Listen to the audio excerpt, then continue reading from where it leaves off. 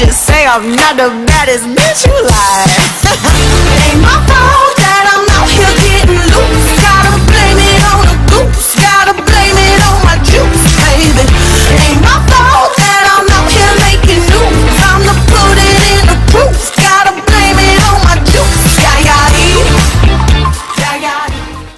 What's up, world? It's your girl Lusciously Wicked Cosplay coming to you on this video, and I'm here with FanService Renji. We live at acen in Chicago. Yes. I am so happy he came all the way from LA to come back to Chicago to visit little old acen. I love it.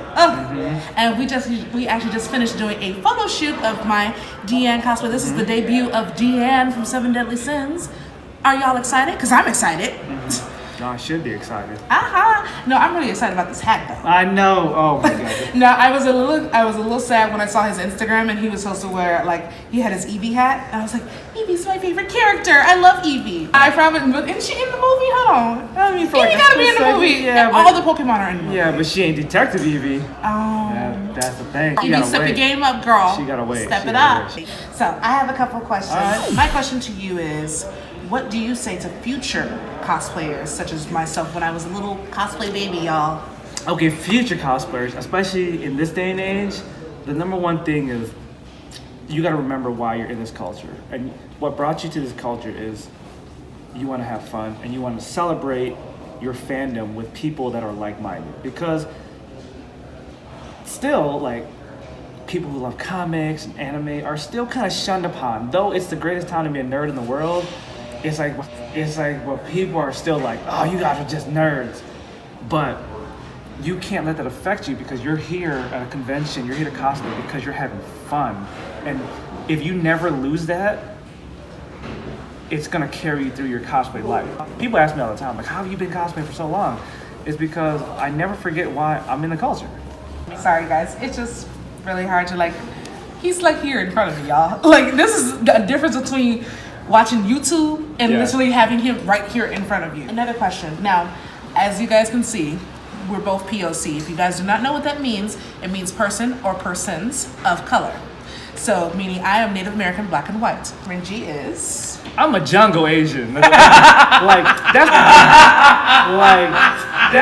the best way to describe it. We didn't invent anything that contributed to the world. We didn't invent cars, TVs, electronics. We just out here. Just out here. But when you're in the POC world and we are POC cosplayers, what does that mean to you? It just means, like, it used to be a thing of, like, being Asian. Like, oh yeah, we're Asian. All the characters are Asian. But then I quickly learned that there's levels to this being Asian. Like, I've been told that I wasn't Asian enough, and I'm like, my mom and dad are from the motherland. I'm 100% pure. I'm like, how much more Asian do I gotta be? Do I gotta be holding a bowl of rice with a Mortal Kombat Raiden hat? You know? Honestly, I just feel like we have another obstacle to overcome just to prove that our work is equal. You know, because we're being judged. You do work hard. Yeah, we're being judged for this and not, like, the craftsmanship. Now, even with Google, that's even a thing. You have to search black cosplayer, Asian cosplayer. Technically, we're just characters. They're all fictional. Yeah. Now, unless we're doing, like, Rosa Parks or something, like, that's just random. But, like, I don't know. Has someone cosplayed Rosa Parks? If I ever see civil rights characters? I would be done. I would be all to the done if I ever see that. I would. Make it a challenge. # Rosa Parks cosplay. In film, for example, they have done brown face. It's been blatant in our face right there on screen. But in real life, when it's done, somebody is completely bashed. Which is true because, you know, brown face is wrong. Okay? What is the difference? Why is it so successful on film than, of course, being in real life? Well, why is it so successful in film? In my 4.5 years in LA, I'm just telling you some real shit right now. Hollywood is run by white people, and they don't give a fuck. Hollywood is built from old money. It's these people that used to be stars back then, like the Circle of Life, Lion King, shit, for example. Crazy. It's like people become actors, and once they're too old to act or whatever, they start being writers and directors, and then they hire their friends and families and kids. They keep the business within themselves. That's why minorities and people of color still haven't succeeded in Hollywood because it's this club of this closed circle. So whatever they want to do, whether it's right or wrong, like brown face and black face, it's because it doesn't bother them. They expect it not to bother anybody else, and they don't care. How can we educate those who don't know it's wrong without starting a riot, basically? Like, that's the difficult process because that goes per country.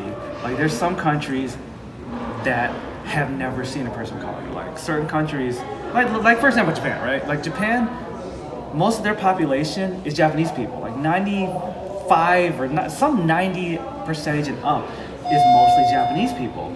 So they are only used to seeing their own. So countries like that, they don't. Why would they know about Western culture? Basically, you're hurting somebody's feelings. Our skin tone, I'm not gonna sound cliche, but I'm gonna sound cliche. Our skin tone is not a cosplay or a costume. Really And let's is. continue to educate people seriously. Now, with the many years that you've been cosplaying, how has cosplay changed your life? How's cosplay changed my life? Well, cosplay has shown me that there's a whole new world out there that I didn't know about. Most of us are raised to believe if you're in the video games, in the comic books, in the anime, or whatever, that you're gonna be an outcast of society. But cosplay showed me that there's a whole community of people that feel and love the same things you do, that don't judge you, and they're just there to share your same fandom. Into the cosplay scene, I have never experienced so much love and embrace ever. So it was kind of, it's literally the most addicting thing I've been exposed to. It literally is. I swear, I don't think I can ever stop now at this point. No, if I did, I think I would just go crazy. Like, I preach the cosmic gospel to anyone that has the slightest nerd in them. I'm like, Just a little bit. You know where you should go to? A convention and cosplay. Because of cosplay, it has forced myself and a lot of my peers to leave our comfort zone. Because before cosplay, a lot of us never traveled outside of our hometown. Like, that's a lot of things a lot of my peers don't think about. Like, my peers used to be like, you gonna play dress up. I'm like, yeah. But in the last... I feel bad, I got that too when I used to work. But then, like, I'll flex on them. I'm like, okay. In the last 5 years, I went from Michigan, Chicago, Baltimore, LA, Atlanta. I'm like, where have you gone besides our little hometown rinky-dink bar? Exactly. And cosplay forced me to seek out my addiction. I guess it's a bad way to put it, but because I had the addiction for cosplay, I would search out more cosplay events. Cosplay is expensive. Yeah. It is. Yeah. Especially when you're traveling. It's real. Yeah. It's real. And it also taught me more discipline. Because cosplay is so expensive, it's an investment. So I had to budget my money, budget my time, budget where I was gonna go, because you can't go everywhere, even if you have the money.